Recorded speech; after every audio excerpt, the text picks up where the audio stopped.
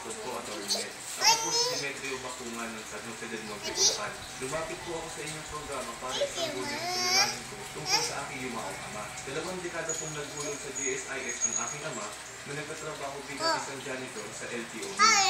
Pero hindi niya naman ito napakinabangan pa nang mamatay siya dahil sa sakit sa tiga. May 14 na taon na po ang nakaraan. Bilang pangalan na anak, ako po ang nag-asikaso ng kanyang pensyon at magpasa hanggang ngayon, wala pa rin po kami nakakuha. Ayon sa nakausap kong empleyado ng GSIS, kaso na raw ang pensyon ng aking ama. Gusto ko pang malaman ko, napapasipis ko sa GSI. Dahil po nung nagpunta po ako sa GSI, sabi po sa akin, paso na raw po. Alam mo din, sa ilalim ng GSIS law, tatlo ang pwede maging beneficiary. Yun na nga, ang legal dependent spouse at ang mga anak, whether legitimate or illegitimate, at kung wala yun, ang mga tatay at nanay na namatay, at kung wala yung dalawang yun, yung